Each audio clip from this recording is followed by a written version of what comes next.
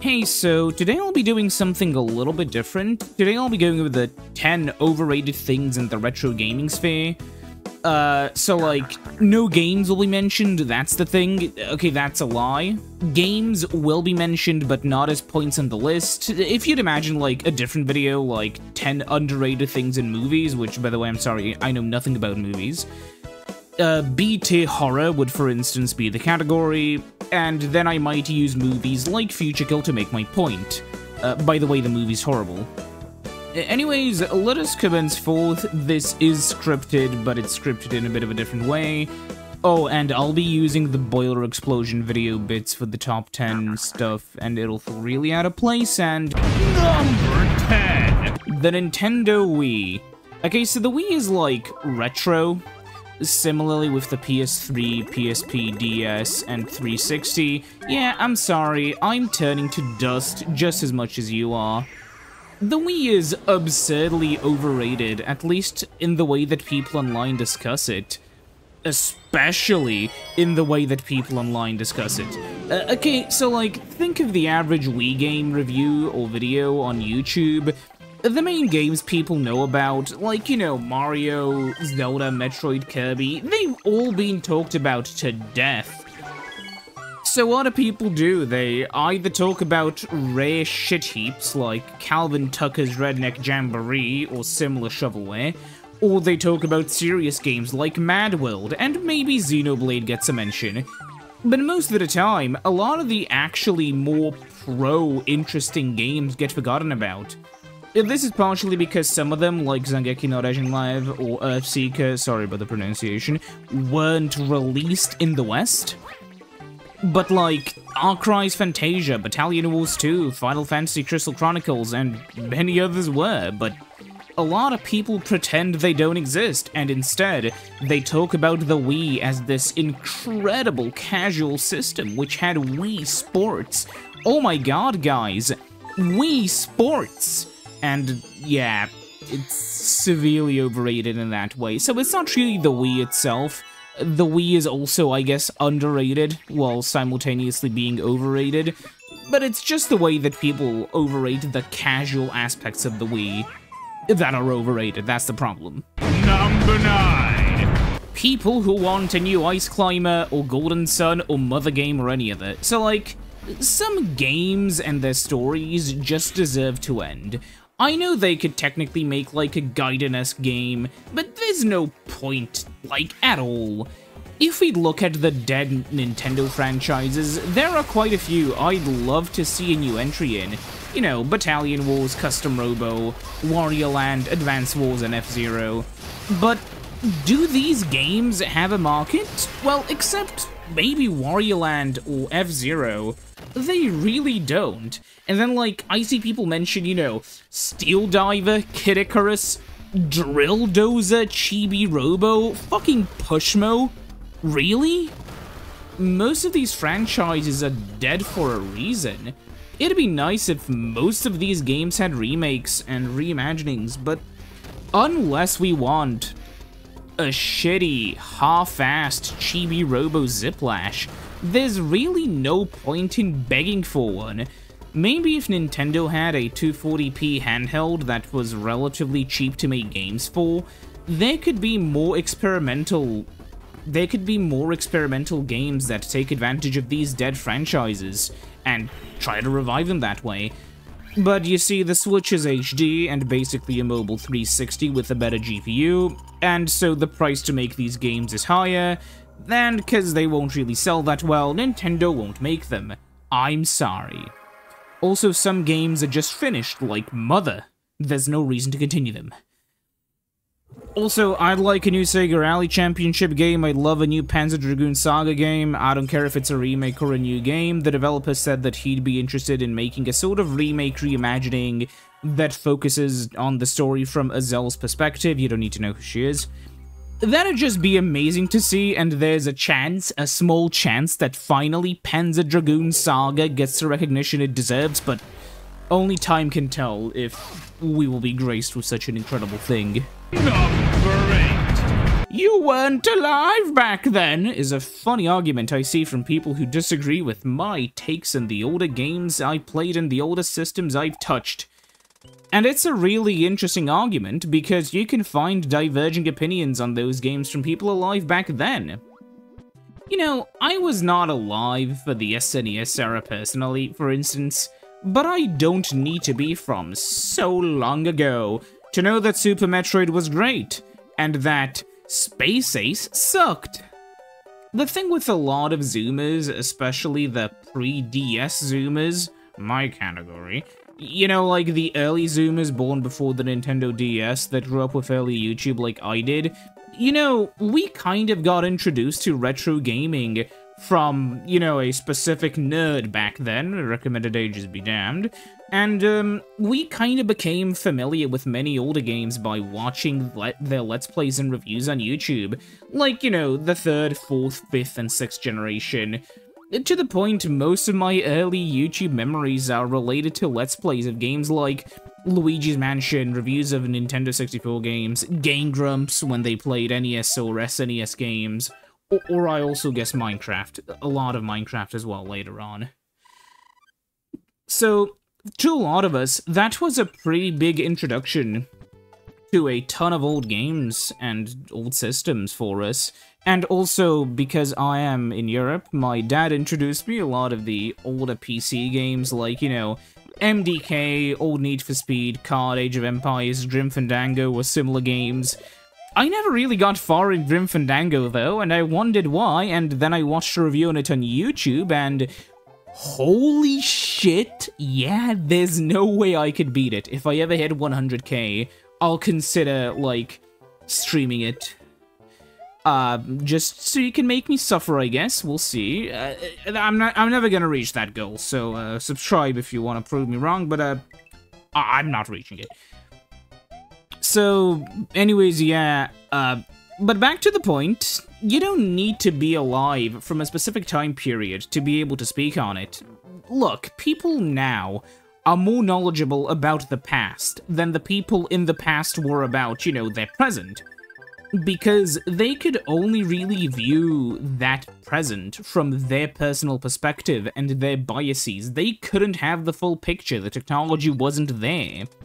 And now, we can see the past not just from the perspective of, for instance, you know, one point of view, we have a collection of a bunch of different points of view, which we can then craft into a very accurate perspective on how the past really was. And I know more about the PlayStation 1 than most of the people who played it back then. Number 7. Original hardware sucks. Look, I love having a shiny object that holds immense power in my hands. That's why I have a Chaos Emerald. But like, goddamn, our emulator's far more convenient. I understand the concept of real hardware being more cozy, and I get it. But that's a personal thing, and honestly, convenience is far more useful. Look, so many emulators are accurate to the point where they're basically indistinguishable from native hardware in so many cases, to the point where you need to really go down to the cycles and to the tiny random variances that are just not noticeable to basically everyone. Maybe the only difference is the extremely clean video output. And considering that I'm a very big fan of video game preservation, I think it's good that so many people have such an easy access to so many old games. Speaking of the video outputs though... Number 6. CRT filters or upscalers or whatever are the most overrated things in the world. Okay, first of all, CRT filters are evil, they just make the screen look worse in most cases. Yeah, look, sometimes a dime a dozen games look a teeny tiny bit better on a real CRT like some Squaresoft games, but most others just don't. Look, I grew up on an HD CRT where old games just didn't have scan lines, and honestly, it just kind of looked like an emulator with bilinear filtering. So yeah, upscalers are overrated because, like, you're gonna really drop the price of a fucking PS5 Pro. Look, most consoles, at least PAL ones, came with, you know, a component SCART RGB output. And that looks really clean. Even so, doing a simple mod for a component output, which your TV most likely supports, hell, my TV supports it, it's not that hard, and they still look really good, unless you're trying to get, like, you know, capture quality for, like, a fucking movie that you're making, like a professional movie. You don't need an upscaler, it doesn't matter. If you really need such high visual clarity for, like, a YouTube video or something, just record the clips for YouTube on an emulator. Number 5. The console war people. Not the people like me who put old rival systems head to head or something to show who's actually the boss, but the people who genuinely try to argue with people online why System A is superior to System B, not in a somewhat objective, you know, YouTube video interesting manner to see who comes out on top, but just with randomly poorly researched bullshit to say that their box is superior. Let me tell you something, the console wars really didn't exist. They were mostly just a marketing gimmick. You know, where Sega did what Nintendo don't. Nowadays, like, you can joke about, oh yeah, blast processing, there's a guy who made a Star Fox port on the Mega Drive that ran without an expansion chip. Yeah, there you go, that's blast processing, Sega's back, baby, but like, they're just a marketing gimmick, something you would half-heartedly argue with your friends about how, you know, people nowadays make jokes that the PS5 had no games. Even though it has like 700, which, granted, it's under half of the Vita's 1,800, but, you know, actually, on that topic, I'll shoehorn in people who talk about things they know nothing about here. I'm tired of seeing random Gen Alpha Zoomers, you know, the people post Nintendo's DS, but pre-iPad, that group, the sort of in-betweeners.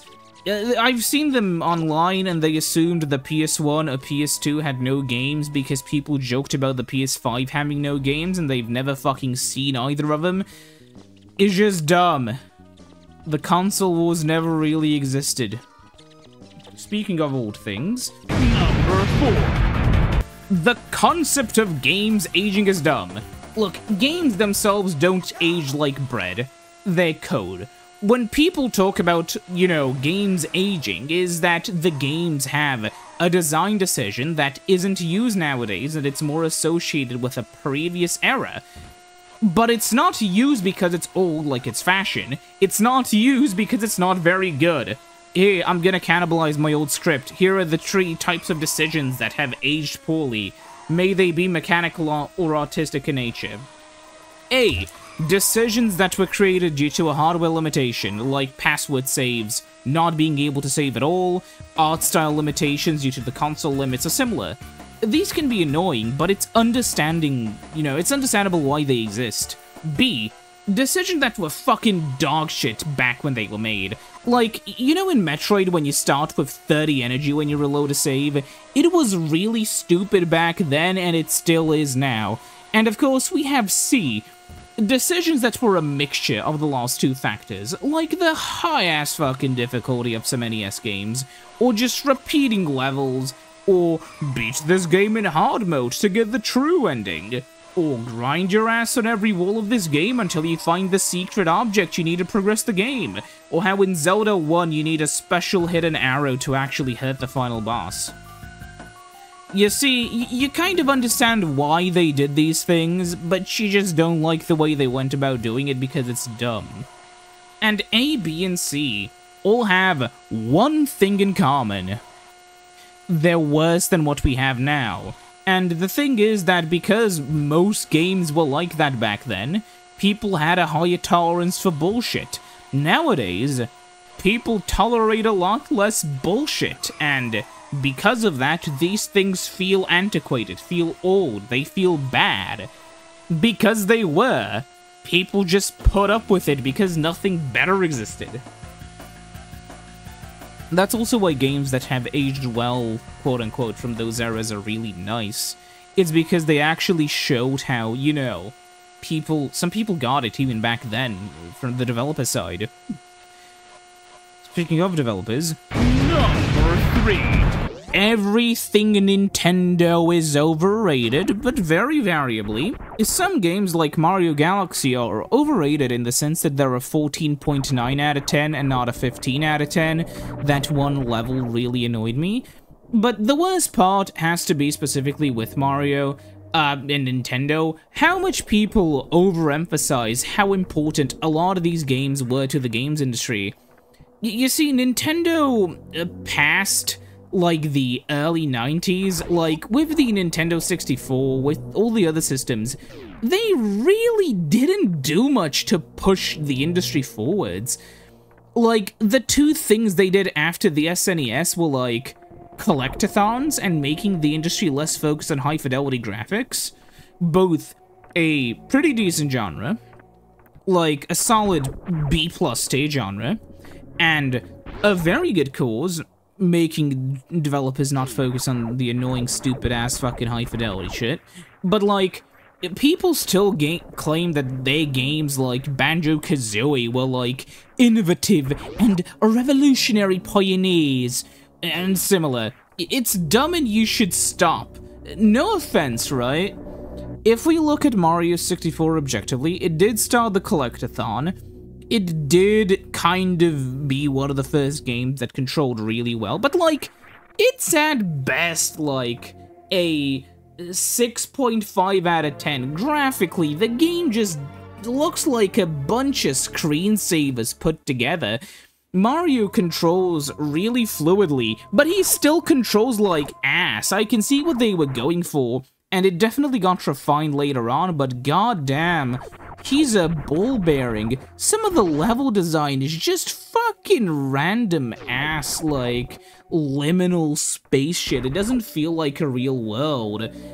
Like, the theming, the textures are all from a stock CD. Everything looks like it's out of place.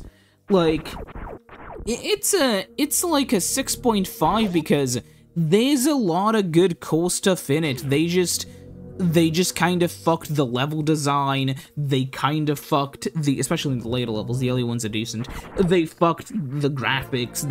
The DS one is a 7 out of 10 because the controls are worse, but, like, the game looks a lot better. Alright, and also Sunshine's like a 5 out of 10, no offense. You understand why Sunshine's ass. Next up, speaking of Nintendo, number 2. The US retro gaming sphere is the most overrated part of all retro gaming. You see, so many people discount, like, all of the home computers, like the ZX Spectrum, the Commodore 64, the Amiga, the Atari ST, then also some consoles like the Master System, the Saturn, basically everything non-Nintendo, and maybe they mention Sony, maybe. But then they also think that the US-only events like the video game crash were global, when they weren't. They think that most Nintendo home systems didn't sell like shit outside of the US, and most of the time, Nintendo only really did well with handhelds in places like Europe, because Nintendo was a nice handheld system. But the home system, why would I want a GameCube? The PS2 has everything on it known to man. It's just overrated in the sense that some Americans pretend like the other 7.7 billion people in the world don't exist, and they're the only market that really, truly matters. Because why should Nintendo or any other company, why should we look at the games that were popular anywhere else? What are these other 7.7 billion people? They don't exist. It's only America. And that sucks. America's overrated. Finally, number 1! Those so-called retro gaming historian YouTubers that honestly do an awful job of doing retro gaming history. Look, even if your main channel idea topic, whatever, isn't to, you know, review retro games or talk about retro games or talk about old stuff, if you're covering the topic, you need to put effort into actually researching it. You can't promote just fucking false information because you didn't do the research, and you just say shit even if it's not true, and then you use gameplay footage that doesn't even fit what you're talking about, and then you're a huge channel and people will just defend you even if you say the dumbest shit because you don't research the things you're doing. I understand. Oh, I'm not a history channel. I'm just an entertainer. But if you're doing entertaining things on things that happened before, you still need to have accurate information. You couldn't have, like, 3 Blue 1 Brown be an entertainment channel and he just has wrong math. That wouldn't be right. You can't have Vsauce say random wrong shit because, oh, he's an entertainer. You can't be wrong either. You need to be correct. Especially if you're a big creator, or God forbid, a professional outlet, Netflix. Like, quadruple especially if you're earning money from it and you're being paid to do it. You need to be accurate and not spread misinformation because that's just that should be the standard. That's what you need not to do. So there you go. To recap, the way people talk about the Wii's casual side's overrated. People wanting new entries in franchises that are dead for a reason. People claiming you need to be alive back then to criticize or talk about it. Original hardware, CRT filters or upscalers or whatever. The console wars, the concept of games aging. Everything Nintendo but variably. The US retro gaming sphere, or maybe even America in general. And retro gaming historian YouTubers that actually do a really shitty job of being retro gaming historian YouTubers. I am sorry if you're one of these types.